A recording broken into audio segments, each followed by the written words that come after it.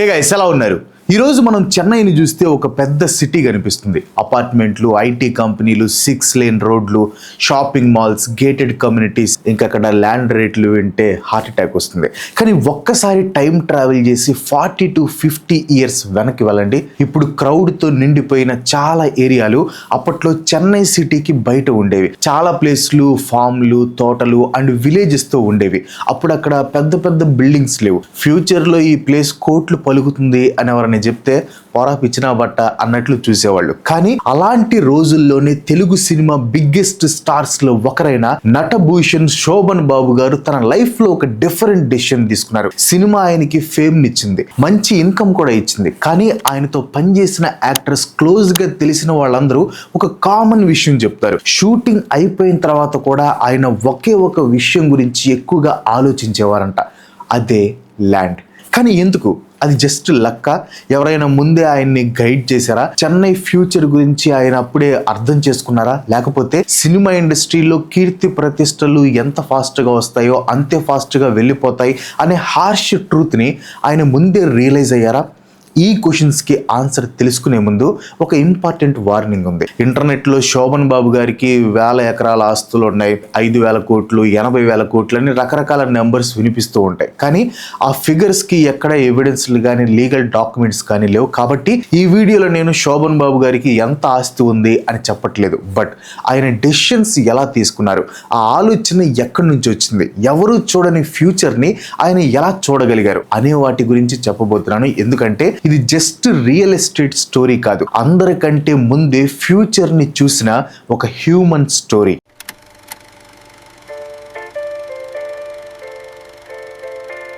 శోభన్ బాబు గారి ఆలోచన విధానాన్ని సరిగ్గా అర్థం చేసుకోవాలంటే ముందుగా మన మైండ్ లో ఉన్న ఇప్పటి రియల్ ఎస్టేట్ ప్రైసెస్ గురించి పక్కన పెట్టాలి. ఎందుకంటే మనం ఇప్పుడు చూస్తున్న చెన్నై సిటీ ఒక నైట్ లో చేంజ్ అవ్వలేదు. CMDA, Chennai metropolitan development authority records ప్రకారం 1970s లో చెన్నై యాన్యువల్ పాపులేషన్ గ్రోత్ 2.76% ఉంటే 1980s లో 2.37%, 1990s లో 1.3% ఉంది. అంటే సిటీ పాపులేషన్ కంటిన్యూస్ గా పెరుగుతూ వచ్చింది. 1978లో Chennai city boundary area 174 square kilometres ఉంటే 2011లో greater Chennai corporation area 426 square kilometres కి పెరిగింది. దాంతో పాటు చుట్టూ ఉన్న మున్సిపాలిటీస్ ని, టౌన్ పంచాయతీస్ ని అండ్ విలేజ్ పంచాయతీలని కూడా చెన్నై సిటీ తనలో మెర్జ్ చేసుకుంది. ఆ తర్వాత హౌసింగ్ ప్రాజెక్టులు వచ్చాయి, ఇండస్ట్రీస్ వచ్చాయి, మైగ్రేషన్ పెరిగింది, రోడ్ కనెక్టివిటీ ఇంప్రూవ్ అయింది. ఆ తర్వాత వచ్చిన ఐటీ రెవల్యూషన్ చెన్నైని ఇంకో లెవెల్ కి తీసుకెళ్లింది.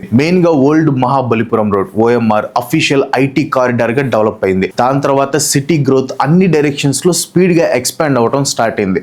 అసలు ఒక సిటీ బయట ఉండే ఫ్రింజ్ ల్యాండ్ అంటే ఖాళీగా ఉండే ల్యాండ్ ఎలా ట్రాన్స్ఫార్మ్ అవుతుందో తెలుసా? ఫస్ట్ అది ఖాళీ ల్యాండ్ లాగా కనిపిస్తుంది, దాని మీద ఎవరో పెద్దగా ఇంట్రెస్ట్ చూపించడం. తర్వాత ఒక రోడ్డు పడుతుంది, కొంతకాలం తర్వాత ఒక ఫ్యాక్టరీయో ఆఫీసో వస్తుంది, అక్కడ పనిచేసే వాళ్ళకి ఇల్లు కావాలి, ఇల్లు వచ్చిన తర్వాత షాప్స్ వస్తాయి, తర్వాత స్కూళ్ళు, బ్యాంకులు, హాస్పిటల్ వస్తాయి, చివరికి బిల్డర్స్ వచ్చి అపార్ట్మెంట్స్ కడతారు. అప్పటి వరకు ఇది సిటీకి చాలా దూరంగా ఉంది అనుకున్న ఆ ప్లేస్ కొన్ని ఇయర్స్ తర్వాత ప్రైమ్ లొకేషన్ గా మారిపోతుంది. కానీ పాస్ట్ గురించి మాట్లాడేటప్పుడు మనం చేసే పెద్ద మిస్టేక్ ఇన్ఫ్లేషన్. మనం ఎప్పుడైనా సరే అప్పట్లో ఈ ల్యాండ్ జస్ట్ 2-3 లక్షలు మాత్రమే అని విన్నప్పుడు మనకు అది చాలా చీప్ గా అనిపిస్తుంది. కానీ అప్పట్లో ఆ అమౌంట్ చిన్నది కాదు. ఎందుకంటే ఆ రోజుల్లో శాలరీస్ తక్కువ, బ్యాంక్ లోన్లు ఈజీగా దొరికేవి కాదు, ఇన్ఫర్మేషన్ ఎప్పటిలాగా ఫాస్ట్ గా తెలిసేది కాదు. ఒక పెద్ద ల్యాండ్ కొనాలంటే చాలా సంవత్సరాల సేవింగ్స్ ని ఒకేసారి ఇన్వెస్ట్ చేయాల్సి వచ్చేది. 1970s లేదా 1980s లో ఉండే ₹1 వాల్యూని ఇప్పటి రూపాయితో కంపేర్ చేయలేవు. కాబట్టి అప్పట్లో ల్యాండ్ కొనటం అంటే దానికి సరిపో ఇన్కమ్ తో పాటు ధైర్యం కూడా ఉండాలి. శోభన్ బాబు గారు సినిమా స్టార్ కాబట్టి ఒక యావరేజ్ ఫ్యామిలీ కన్నా చాలా ఎక్కువ ఇన్కమ్ ఉంటుంది. అందువల్ల మిగతా వాళ్ళకి ఇంపాసిబుల్ అనిపించే ఇన్వెస్ట్మెంట్ ని ఆయన చేయగలిగారు. అండ్ లాస్ట్ వీడియోలో మనం నాగార్జున గారి లైఫ్ స్టైల్ నుండి మనం ఎలాంటి లెసన్స్ నేర్చుకోవచ్చో తెలుసుకున్నాం. ఆ వీడియో చూసి చాలా మంది ఇన్స్పైర్ కూడా అయ్యారు. మన ముందు చాలా మంది సక్సెస్ఫుల్ పీపుల్ ఉంటారు, వాళ్ళ నుంచి మనం చాలా విషయాలు నేర్చుకోవచ్చు. అలాంటి వాల్యుబుల్ కంటెంట్ మీరు మిస్ అవ్వకుండా చూడాలనుకుంటే తప్పకుండా ఈ రోజే మన ఛానల్ ని సబ్స్క్రైబ్ చేసుకోండి అండ్ పక్కనే ఉన్న గంట సింబల్ కూడా యాక్టివేట్ చేయండి. ఆల్రెడీ సబ్స్క్రైబ్ చేసిన వాళ్ళకి థ్యాంక్ యూ సో మచ్.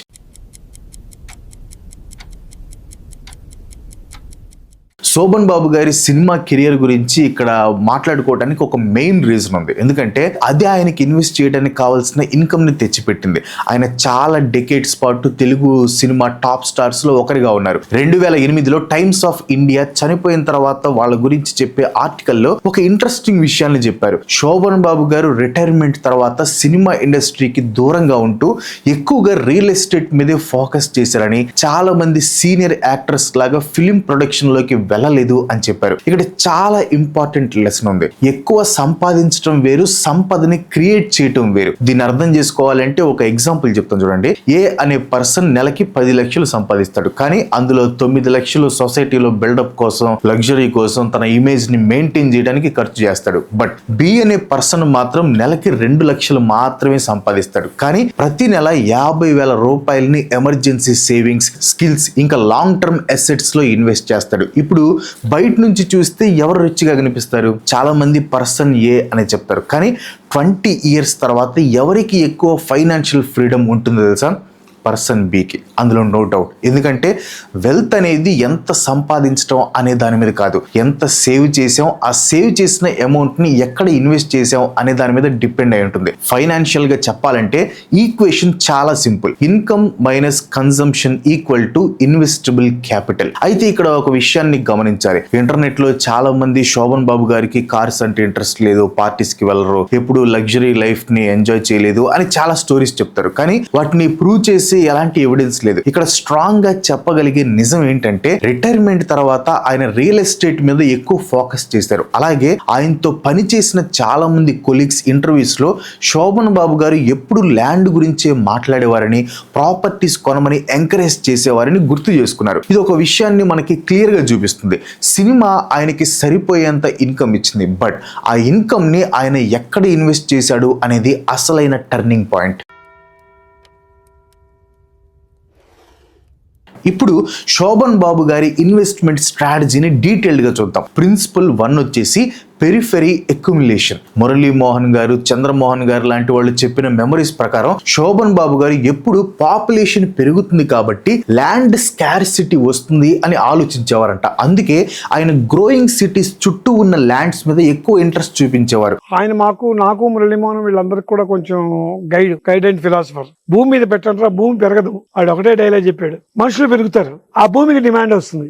ఆ తర్వాత వచ్చిన చాలా ఆర్టికల్స్ ఈ ఐడియాని కొంచెం చేంజ్ చేసి ఇన్ఫ్రాస్ట్రక్చర్ రాకముందే అవుట్స్కట్స్ లో ల్యాండ్ కొనాలి అనే సింపుల్ ఫార్ములా లాగా మార్చేశాయి. అది కరెక్ట్ కాదు. అందుకే ఇక్కడ మనం ఒక ఇంపార్టెంట్ పాయింట్ ని గుర్తుపెట్టుకోవాలి. శోభన్ బాబు గారు డెవలప్ అవుతున్న సిటీ చుట్టూ ఉండే ల్యాండ్ వాల్యూ ఫ్యూచర్ లో పెరుగుతుంది అని స్ట్రాంగ్ గా నమ్మారు. అంతేకాని కరెక్ట్ గా అదే ప్లేస్ లో ఐటీ పార్క్ వస్తుంది, ఇక్కడే హైవే వస్తుంది అని పర్ఫెక్ట్ గా ప్రిడిక్ట్ చేశారు అని చెప్పకూడదు. ఇక్కడ ఇంకొక రియాలిటీ కూడా ఉంది.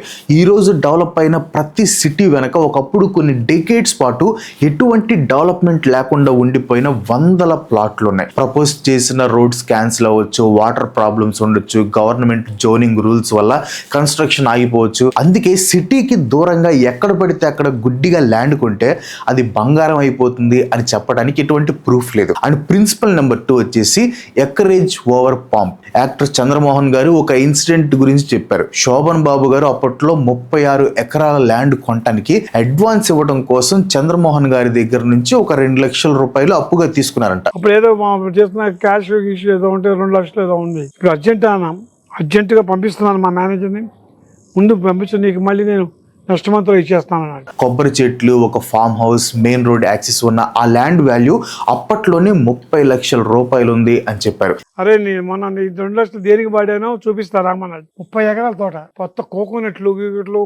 ఇక్కడ శోభన్ బాబు గారి స్ట్రాటజీ చాలా ఇంట్రెస్టింగ్ గా ఉంటుంది. సిటీ మధ్యలో చిన్న చిన్న ప్లాట్లు కొనటం కంటే సిటీ అవుట్స్కట్స్ లో ఒకేసారి లార్జ్ ఏరియాలో ఉన్న ల్యాండ్ ని కొనటానికే ఆయన ఇంపార్టెన్స్ ఇచ్చారు. ఒకవేళ సిటీ గనక ఆ డైరెక్షన్ లో ఎక్స్పాండ్ అయితే ఇలాంటి large scale assets mind blowing returns ఇస్తాయి. కానీ ఇక్కడ రిస్క్ కూడా కొంచెం ఎక్కువగానే ఉంటుంది. ల్యాండ్ సీలింగ్ ప్రాబ్లమ్స్ రావచ్చు, జోనింగ్ రిస్ట్రిక్షన్స్ రావచ్చు, ఎంక్రోచ్మెంట్స్ భయం ఉంటుంది, ఎమర్జెన్సీగా మనీ అవసరమైనప్పుడు దాన్ని వెంటనే అమ్మటం కుదరకపోవచ్చు. కానీ శోభన్ బాబు గారు షో ఆఫ్స్ కంటే ఎక్కువ ఏరియా ఉన్న ల్యాండ్ ని స్ట్రాంగ్ గా నమ్మేవాళ్ళు అనమాట.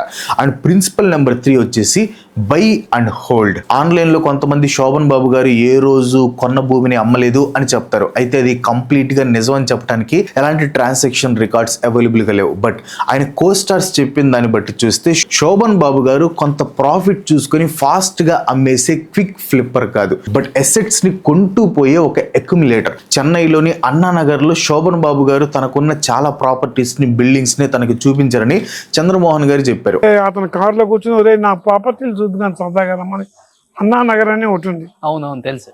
అన్నానగర్ లో చూడటానికి ఒక పూట పెట్టింది వాడి ప్రాపర్టీస్. అలాగే ఫైనైట్ ల్యాండ్ అంటే పరిమితంగా ఉండే భూమికి ఫ్యూచర్ లో డిమాండ్ పెరుగుతూనే ఉంటుంది అనే ఫిలాసఫీని శోభన్ బాబు గారు నమ్మేవారని మురళీమోహన్ గారు చెప్పారు. ఇది వినడానికి చాలా సింపుల్ గా ఉన్న ల్యాండ్ ని అమ్మకుండా హోల్డ్ చేయడం సైకలాజికల్ గా చాలా కష్టం. మనం కొన్న ల్యాండ్ ప్రైస్ 2 times ఇంక్రీజ్ అవగానే వెంటనే అమ్మేసి ప్రాఫిట్ తీసుకో అని ఫ్రెండ్స్ సజెషన్స్ ఇవ్వడం స్టార్ట్ చేస్తారు. 5 times ఇంక్రీజ్ అవగానే వచ్చిన ప్రాఫిట్ చాలు ఇంకా అమ్మే అని ఇంట్లో వాళ్ళు ప్రెషర్ చేస్తారు. అదే 10 times ఇంక్రీజ్ అవగానే ఉన్నట్టుండి రేట్లు పడిపోతాయేమో, ఎందుకైనా మంచిది అమ్మేద్దాం అని మనకి అనిపిస్తుంది. ల్యాండ్ కొనటం అనేది ఒకసారి తీసుకునే డెసిషన్, బట్ దాన్ని అమ్మకుండా హోల్డ్ చేయటం అనేది ప్రతిరోజు మైండ్ తో ఫైట్ చేస్తూ తీసుకోవాల్సిన డెసిషన్.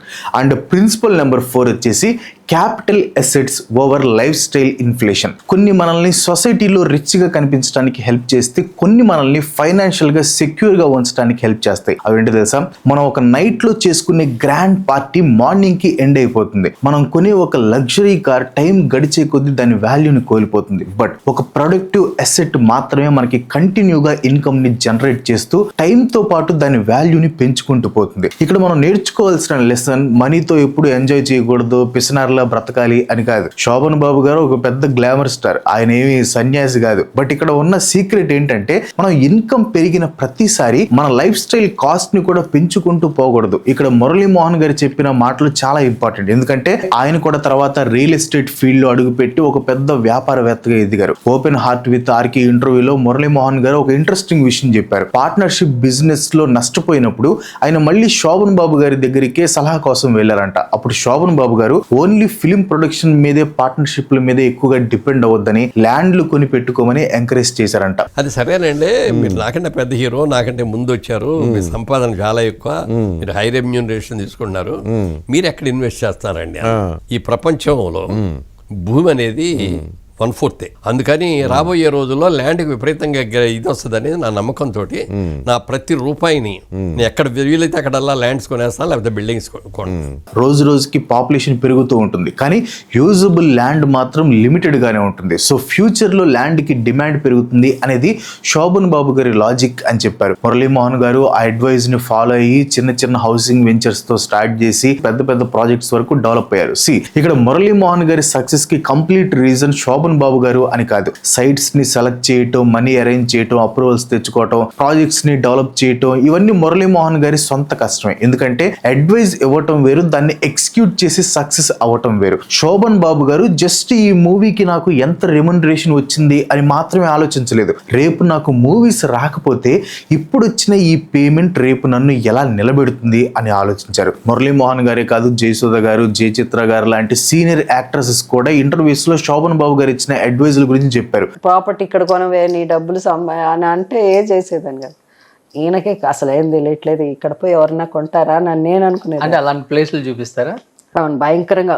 అప్పుడే ఆయన ఒకసారి ఒక ప్లేస్ అన్నానగర్ అని, ఇప్పుడు అన్నానగర్ చెన్నైలో 100 కోట్లు. జయసుధ గారు అయితే ల్యాండ్ కొనమని ఆయన ఇచ్చిన అడ్వైస్ ని పట్టించుకోలేదని, తర్వాత అదే ప్లేస్ ఇప్పుడు ఉన్న అన్నానగర్ అని చెప్పారు. ఇప్పుడు ఒక చిన్న కంపారిజన్ చూద్దాం. సేమ్ స్టార్డమ్, సేమ్ ఇన్కమ్ ఉన్న ఇద్దరు యాక్టర్స్ ని ఇమాజిన్ చేయండి. యాక్టర్ ఏ ప్రతి హిట్ మూవీ తర్వాత తన లైఫ్ ని అప్గ్రేడ్ చేస్తాడు. బ్రాండెడ్ కార్లు, లగ్జరీ హౌస్, గ్రాండ్ పార్టీలు, చుట్టూ ఫ్యాన్స్, హంగామా ఉంటుంది. బట్ యాక్టర్ బి కి కూడా సేమ్ లైఫ్ ని ఎంజాయ్ చేస్తాడు. బట్ లార్జ్ పేమెంట్ చేతికి వచ్చిన ప్రతిసారి అందులో కొంత అమౌంట్ ని సైలెంట్ గా తన ఫ్యామిలీ ఫ్యూచర్ కోసం అసెట్స్ ని కొంటాడు. ఫస్ట్ 5 years యాక్టర్ ఏనే అందరికీ పెద్ద సక్సెస్ఫుల్ పర్సన్ లా కనిపిస్తాడు. 10 సంవత్సరాల తర్వాత ఇద్దరు మధ్య బయటికి పెద్ద తేడా కనిపించదు, కానీ 30 సంవత్సరాల తర్వాత వాళ్ళ ఫైనాన్షియల్ స్టేటస్ లో చాలా డిఫరెన్స్ కనిపిస్తుంది. దీన్నే డిలేడ్ గ్రాటిఫికేషన్ అంటారు. ఫ్యూచర్ లో నచ్చిన లైఫ్ ని గడపడం కోసం ఈ రోజు దొరికే లిటిల్ లెస్ ఎక్సైట్మెంట్స్ ని పోస్ట్ పోన్ చేయటం. వెల్త్ అనేది బిల్డ్ అవుతున్నప్పుడు అది ఎవరి కంటికి కనిపించదు. ఒక ఎంటీ ప్లాట్ మీకోసం క్లాప్స్ కొట్టదు. ఒక న్యూ స్కిల్ మీ నైబర్స్ ని జలస్ ఫీల్ అయ్యేలా చేయదు. ఒక ఎమర్జెన్సీ ఫండ్ ఇన్స్టాగ్రామ్ లో లైక్స్ తీసుకుంటారు. కానీ ఒక లగ్జరీ కార్ ఈ సొసైటీకి వెంటనే మీ సక్సెస్ ని చూపిస్తుంది. ఇది నాలెడ్జ్ ప్రాబ్లం కాదు, బిహేవియర్ ప్రాబ్లం. శోభన్ బాబు గారి అసలైన అడ్వాంటేజ్ ల్యాండ్ కొనాలి అని ఆయనకు మాత్రమే తెలియటం కాదు, ఆ విషయం అందరికీ తెలుసు. బట్ ఆయన ఈ రోజు దొరికే టెంపరరీ ఎంజాయ్మెంట్ కంటే ఫ్యూచర్ లో వచ్చే ఫైనాన్షియల్ ఫ్రీడమ్ కే ఇంపార్టెన్స్ ఇచ్చారు.